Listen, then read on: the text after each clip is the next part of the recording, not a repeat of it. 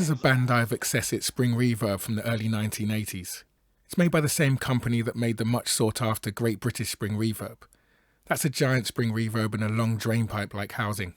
Those units originally sold for around £250, but if you're lucky enough to find one for sale now, it will set you back at least £1,000.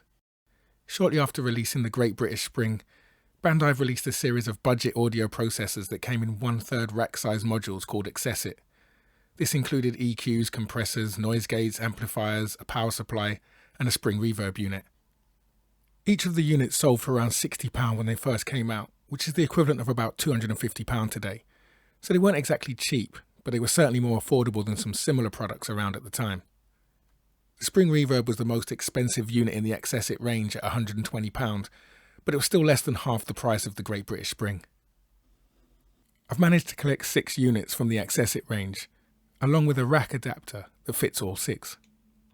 In this video I'll be focusing on just one of the units, the Spring Reverb. This comes in 2 parts, the control module and the spring tank.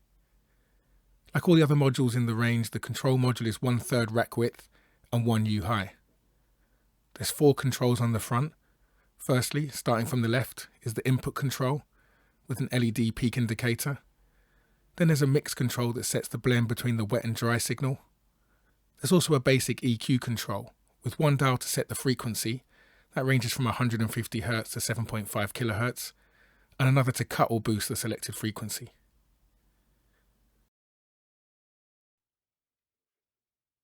There's 5 sockets on the back, a mono input channel and stereo outputs. There's also 2 DIN sockets.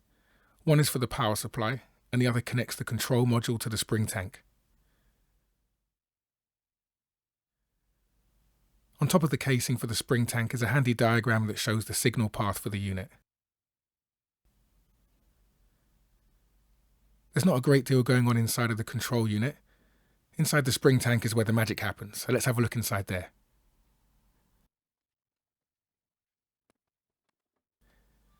As you can see, there's 2 separate spring tanks, which enables the unit to produce a pseudo stereo signal from a mono input.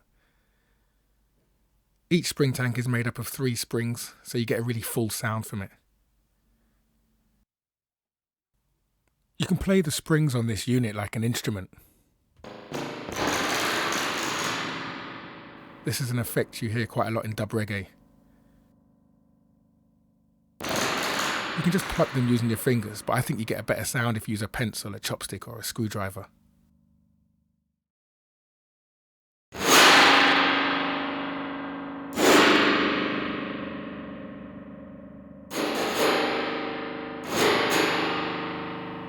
As well as dub reggae, playing the springs in this way is really good for sound design. Okay, let's put some audio through it and see how it sounds.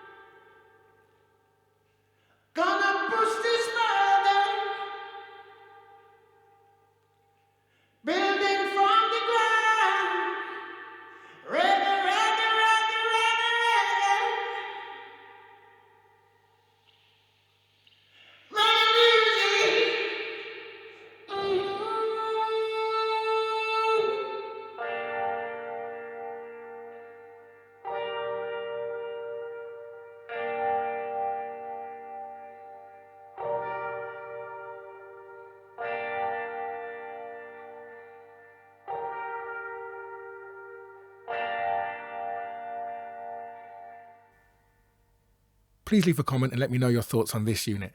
And if you enjoyed the video and want to see more, then please subscribe to the channel.